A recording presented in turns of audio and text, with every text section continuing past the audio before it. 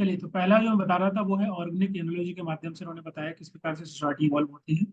और जो अडोप्शन है वो कई प्रकार से हो सकता है, जैसे सोसाइटी के अंदर बदलाव आना, सोशल चेंजेस आना, cultural evolution, development of institutions जो कि सोसाइटी की नीड को फुलफिल करती जाती है और सोसाइटी इवॉल्व होती है। ठीक है, बहुत ही सिंपल सोसाइटी से लेके कॉम्प्लेक्स सोसाइटी। पहले की सोसाइटी बहुत ही सिंपल हुआ करती थी, ठीक, धीरे धीरे सोसाइटी इवॉल्व हुई, थोड़ी कॉम्प्लेक्स हुई। प्रेजेंट टाइम में बहुत ही ज़्यादा कॉम्प्लेक्स है, या मॉडर्न जो सोसाइटी है कॉम्प्लेक्स सोसाइटी होती है। ठीक है, तो उसमें बहुत सारे बदलाव होते हैं, चेंजेस होते जाते हैं जो कि सोसाइटी की नीड को फुलफिल करते हैं, और सोसाइटी इसी प्रकार से पैरेलली इवॉल्व होती जाती है। उसको इवोल्यूशनरी प्रोग्रेस हम बोलते हैं। So we can see the series of stages from homogeneous A group society to simple tribal groups to the complex modern society. The example of how the evolution progress occur और the organic analogy के माध्यम से उन्होंने यहाँ पर explain किया। ठीक है, सो फर्दर यहाँ पे लिखा हुआ है कि जो बायोलॉजिकल ऑर्गेनिज्म या ह्यूमन सोसाइटी है वो फॉलो करते हैं सेम लॉ, सेम यूनिवर्सल जो तरीका है, यूनिवर्सली लॉ है, उसी को फॉलो करते हुए इवॉल्व होते हैं। क्लियर है? तो इसको हम बोलते हैं, इस कंसेप्ट को, सोशल डार्विनिज्म।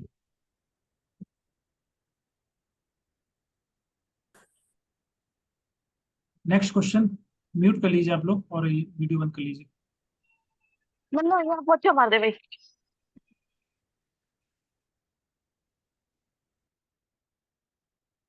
नेक्स्ट देखिए, फर्दर इसी में इनकी जो थ्योरी है, मतलब ये अलग कंसेप्ट है, militant and the industrial society, exam में कई बार आया है तो मैं यहाँ पर ऐड कर दिया है। यहाँ पर हर्बर्ट स्पेंसर की एक बुक है 1884 की, the man versus the state. यहाँ पर उन्होंने बताया कि जो मिलिटेंसी एक ऐसा सिस्टम है जहाँ पर कंपलसरी कॉपरेशन मांगा जाता है, या बोल सकते हैं डिमांड होती है इस प्रकार की सोसाइटी की, एक ऐसी सोसाइटी जो कि मिलिटेंसी फोकस करती है, मतलब वहाँ पर एक कंपलसरी कॉपरेशन होता है। ठीक है, there is a chain of command, वहाँ पर एक अथॉरिटी होगी, या कोई राजा हो सकता है, कोई पर्सन हो सकता है, ठीक है, जो कि कंट्रोल करता है चीजों को। और वहाँ पर कंपलसरी कॉपरेशन जरूरी होता है कि बाकी जो लोग होंगे उसको मानेंगे। ऐसा नहीं है कि आप स्वेच्छा से नहीं कर सकते कुछ भी काम, you have to very obedient. ठीक है, तो उस पर ज्यादा फोकस होता है, किस प्रकार से जो केंद्रीय प्राविधान होता है, मतलब बोल सकते हैं कि जो अथॉरिटी होती है, या जो किंग होगा, जो मिलिट्री लीडर हो सकता है, वो इस तरीके से ऑर्गेनाइज करेगा चीजों को अपने हिसाब से, या जो डिग्री ऑफ सोशल कंट्रोल होता है बहुत ज्यादा होता है। ठीक है, दूसरी सोसाइटी होती है इंडस्ट्रियल सोसाइटी। हाँ, मिलिट्री डिफेंस सिस्टम समझने के लिए बोल सकते हैं। जैसे कि पहले जो राजा महाराजा हुआ करते थे ना, तो वो हमारा दिखाता है मिलिटेंट सोसाइटी को, कि पहले एक चैन ऑफ कमांड थी, राजा थे, उनके द्वारा जो फरमान सुनाया गया, जो बोला गया, लोगों को मानना पड़ता था। अभी ऐसा नहीं है। ओके, अभी लोगों के द्वारा चुन के लोग जाते हैं, वो जो है शासन करते हैं। जैसे अभी इलेक्शन हुआ है, तो वो क्या दर्शाएगा, हमारा प्रेजेंट टाइम की जो सोसाइटी है, या इंडस्ट्रियल सोसाइटी नहीं बोल सकते, लेकिन उसी प्रकार की है, वो मिलिटेंट सोसाइटी नहीं है प्रेजेंट टाइम। इंडस्ट्रियल सोसाइटी का मतलब होता है कि जहाँ पर फोकस किया जाता है फ्रीडम पर, इंडिविजुअल फ्रीडम पर, and more focus on the cooperation. Cooperation कैसा? वॉलंटरी कॉपरेशन, कोई कंपल्सन नहीं है, कंपलसरी नहीं है कि आपको मानना ही पड़ेगा, आपका मन करे तो मानिए, जो राजा है, जो किंग है, जो अथॉरिटी है उसकी बात, आपका मन नहीं करे तो मत मानिए। तो वो आपका कहलाता है इंडस्ट्रियल सोसाइटी। इसका मतलब हुआ कि ये बताते हैं स्पेंसर कि जो इंडस्ट्रियल सोसाइटी है वो ज़्यादा लिबरल है, ज़्यादा एडवांस है मॉनेटरी सोसाइटी के कंपैरिजन में, और ज़्यादा एफिशिएंट है, ज़्यादा प्रोडक्टिव है when we compare with the militant society, और पीसफुल भी ज़्यादा है। ठीक है, पहले जो मिलिटेंट सोसाइटी थी उसमें बहुत ज़्यादा युद्ध हुआ करते थे छोटी छोटी चीज़ों को लेकर के। तो अब थोड़ा सा ज़्यादा पीसफुल सोसाइटी है जो इंडस्ट्रियल सोसाइटी प्रेजेंट हम बोल सकते हैं, या मॉडर्न सोसाइटी जो है। तो ये दो कंसेप्ट हैं, एग्जाम में आ सकते हैं, तो आपको पता रहना चाहिए, मिलिटेंट सोसाइटी और इंडस्ट्रियल सोसाइटी। बुक का नाम भी याद रख लेना, इनकेस अगर आ जाए तो गलती नहीं करना है। और जो मिलिटेंट सोसाइटी है उसमें जो कॉपरेशन है वो कंपलसरी है, और इंडस्ट्रियल सोसाइटी के अंदर कॉपरेशन है वो वॉलंटरी है, स्वेच्छा से, आपका मन करे तो मानिए, नहीं तो कोई बात।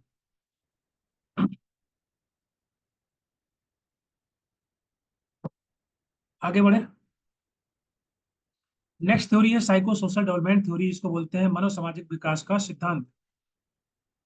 ये दिया गया अरे करेक्शन के द्वारा, हम लोग कुछ दिन पहले ही ये थ्योरी डिस्कस किए थे, साइको सोशल डेवलपमेंट थ्योरी से बोलते हैं। यहाँ पर इन्होंने 8 स्टेज दी और बताया कि किस प्रकार से पर्सन प्रोग्रेस करता है जन्म से लेकर लेट अडल्ट तक, और 8 स्टेज दी गई है किस प्रकार से पर्सन का जो है साइको सोशल डेवलपमेंट होता है, मनोसामाजिक विकास होता जाता है।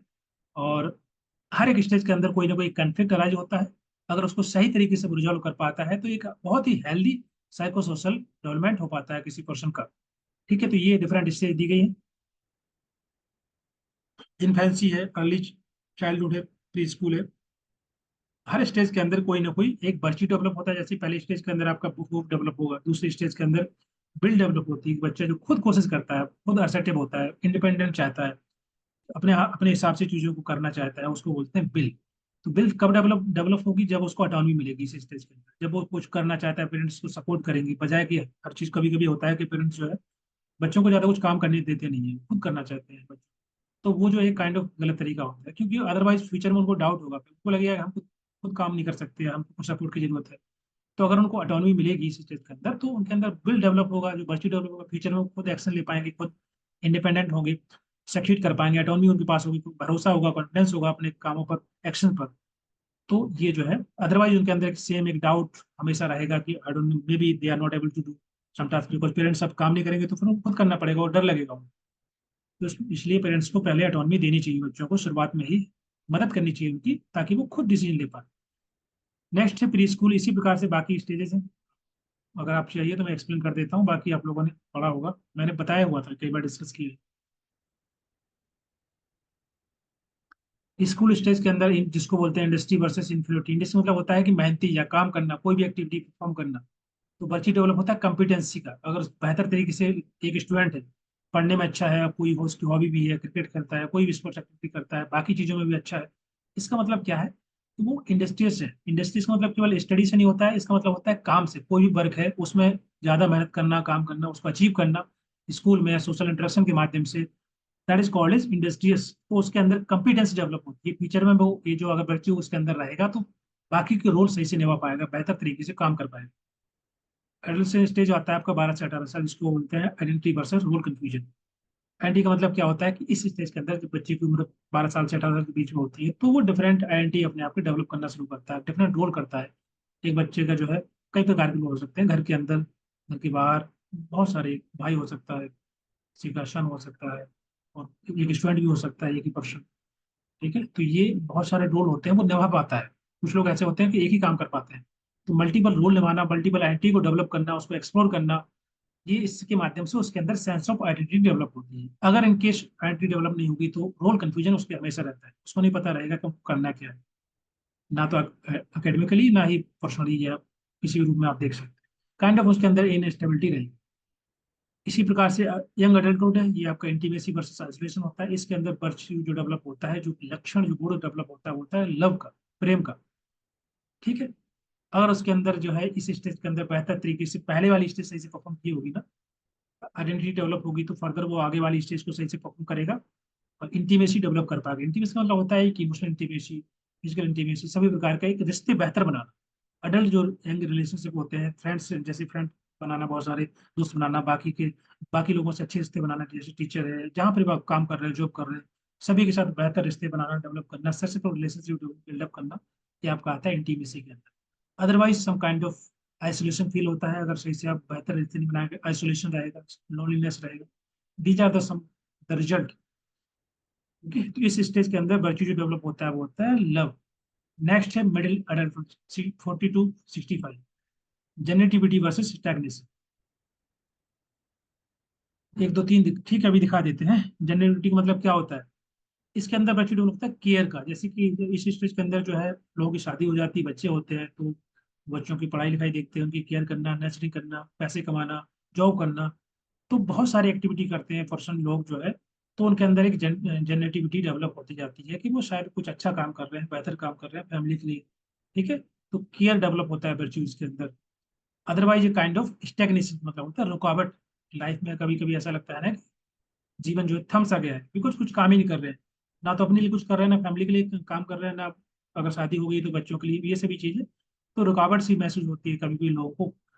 तो जेन्युइनिटी तभी तभी डेवलप होती है जब हम बेहतर तरीके से अपनी फैमिली को, अपने आसपास के लोगों को बेहतर तरीके से, हम अपने आप काफी यूजफुल होते हैं, हम काम कर रहे हैं, जॉब कर रहे हैं, पेरेंट्स को भी देख पा रहे हैं, अपने बच्चों को भी देख पा रहे हैं, बाकी सभी। That is called as middle adult stage के अंदर ये वर्च्यू डेवलप होता है केयर का। नेक्स्ट है लेट अडल्ट, 65 प्लस। अगर आपने पूरी सभी डिफरेंट स्टेज के अंदर अच्छा परफॉर्म किया होगा, तो इस स्टेज में जाकर के आपको इंटीग्रिटी जो महसूस होगी, आपको फील होगा कि आपने कुछ जीवन में अच्छा किया है, अपने समाज के लिए, अपने सोसाइटी के लिए, अपने परिवार के लिए, अपने बच्चों के लिए बेहतर काम किया है, तो उस टाइम पे आपको एक इंटीग्रिटी महसूस फील होगी। विजडम वर्च्यू डेवलप होगा। विजडम का मतलब क्या होता है कि आप एक सुखद महसूस करेंगे, आपको नॉलेज होगा, चीज़ों को पता होगा, कोई आपसे पूछेगा तो आप उसको बता पाएंगे, एक्सप्लेन कर पाएंगे बेहतर तरीके से। ठीक है, लोगों की मदद करेंगे, सहायता करेंगे। दैट इज कॉल्ड विजडम, जो कि अनुभव से आता है। नॉलेज आप प्राप्त कर सकते हैं पढ़ करके, ऐसे करके, लेकिन विजडम जो होती है वो आप अनुभव से प्राप्त करते हैं। क्लियर है? पहला वाला कौन सा था? ये इन्फेंसी। इन्फेंसी मतलब होता है जन्म से लेकर 1 साल। Trust versus mistrust.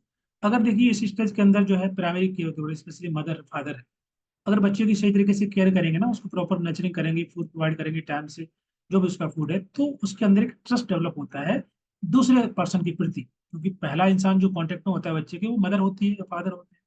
तो अगर सही से उसको नहीं देखा गया, उसकी देखभाल नहीं की गई, तो कहीं ना कहीं उसके अंदर मिसट्रस्ट डेवलप होता है। इसका मतलब फ्यूचर में जब भी बाकी लोगों से वो कांटेक्ट में आएगा, मिलेगा, तो शायद बेहतर रिश्ते ना बना पाए, ये भरोसा ना कर पाए लोगों के साथ। उसके अंदर मिसट्रस्ट की भावना हमेशा रहेगी, डर हमेशा रहेगा, क्योंकि उसका प्राइमरी जो केयर गिवर था, या मदर थे, फादर थे, उससे उसका रिश्ता अच्छा नहीं रहा। शुरुआत में जो उसकी जो है स्टार्टिंग ही खराब हो गई, या बोल सकते हैं ट्रस्ट डेवलप नहीं कर पाए, क्योंकि उसको उस तरीके से उसकी मदद नहीं की, हेल्प नहीं की गई, उसको देखा नहीं गया, संभाला नहीं गया। तो बाकी लोगों से भी वो एक काइंड ऑफ मिसट्रस्ट और फियर में हमेशा रहेगा। ठीक है, तो इसके अंदर जो बच्चे डेवलप होता है वो होप का होता है, उम्मीद का। बाकी की अर्ली चाइल्डहुड है और प्री स्कूल, इनको भी एक्सप्लेन करना है। इसमें ऑटोनॉमी रहती है। ऑटोनॉमी का मतलब होता है कि इसके अंदर वर्च्यू डेवलप होता है विल का, जो मैंने आपको बताया हुआ था, अभी दोबारा एक्सप्लेन नहीं करेंगे।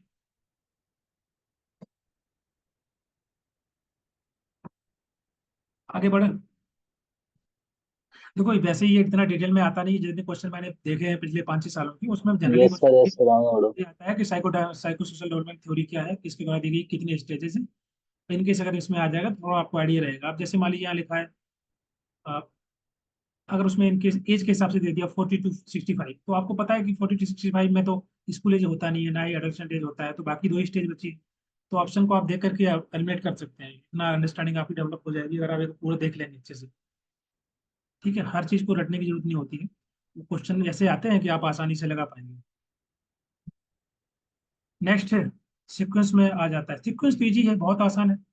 सीक्वेंस में आता है, लेकिन सीक्वेंस में सभी नहीं देंगे। 8 देखो, एक तो एक चीज समझिए, आपका जो क्वेश्चन होगा वो इतना लेंथी नहीं बना सकते ना, 2 पेज का क्वेश्चन नहीं बनाएंगे, तो वो लोग 8वां चीज तो नहीं देंगे ना, 4-5 ही देंगे। 4-5 इससे दे देंगे, जैसे इन्फेंसी दे देंगे, अर्ली चाइल्डहुड दे देंगे, प्री स्कूल दे देंगे, या इसमें से मान लीजिए उन्होंने लेट अडल्ट दे दिए, तो आपको पता है कि लेट अडल्ट लास्ट में ही आएगा। तो जो 5 ऑप्शन होंगे ना, तो आपको सबसे लास्ट में इसी को लगाना है। जैसे ही आप इसको लगाएंगे, आपके ऑप्शन देखेंगे, आपको आसानी होगी, आप इजीली एलिमिनेट कर पाएंगे और आंसर लगा पाएंगे। ठीक है, तो वहाँ पर 8वां स्टेज नहीं देंगे, क्योंकि इतना स्पेस नहीं होता है पेपर के अंदर कि वो 8वां स्टेज दें, फिर आपको उसमें मैच कराने के लिए बोला जाए। तो आपको ये भी थोड़ा सोचना होता है पढ़ते समय।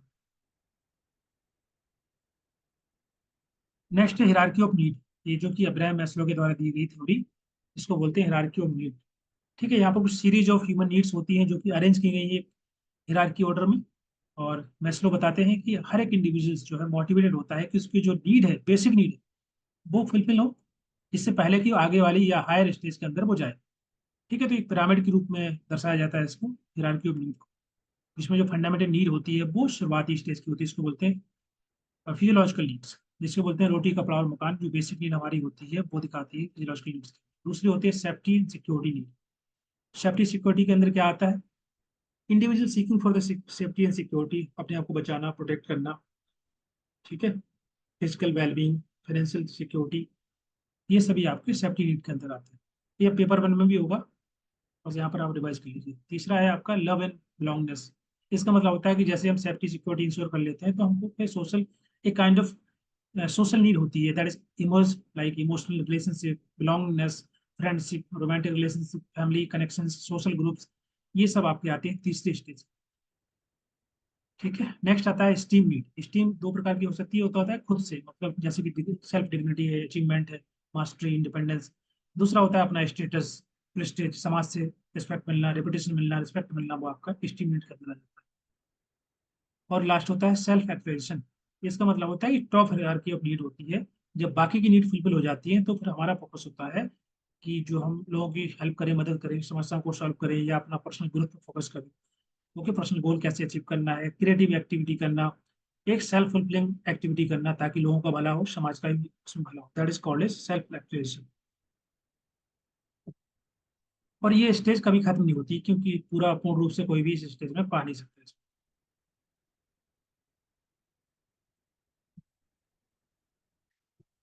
वॉइस नहीं आ रहा है?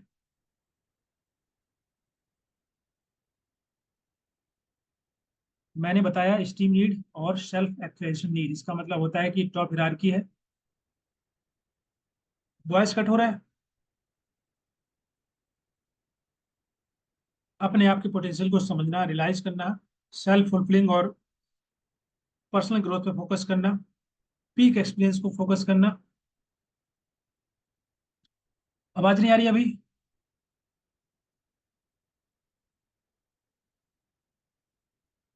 आ रही है सर। बाकी लोगों को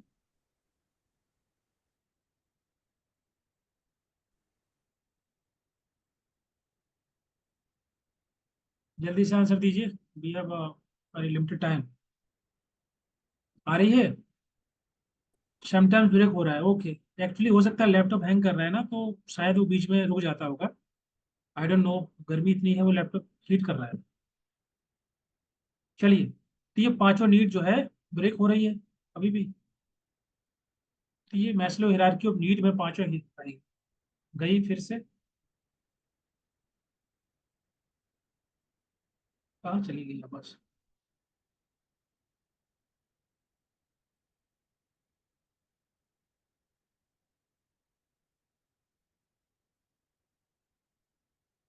अभी आ रहा है बस?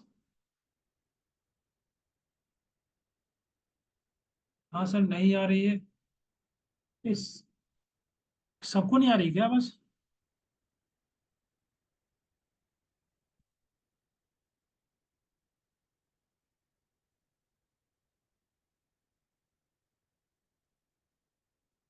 कनेक्शन तो, इंटरनेट कनेक्शन तो ठीक है।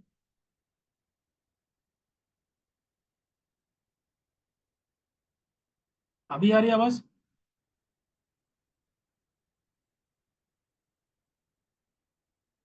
क्या हो गया, लैपटॉप हैंग कर रहे हैं क्या? क्योंकि मेरा तो लैन से कनेक्ट है तो इंटरनेट का कोई इशू हो नहीं सकता।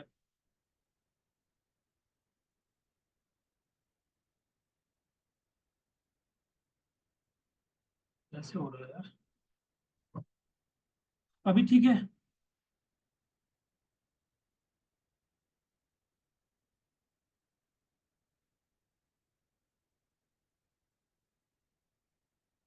हम्म। ऑडिबल? अभी ठीक है?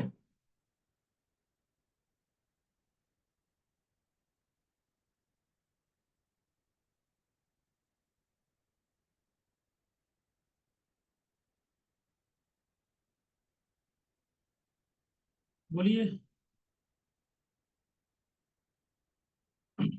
सुनाई दे रहा है? हाँ जी, बोलिए कुछ।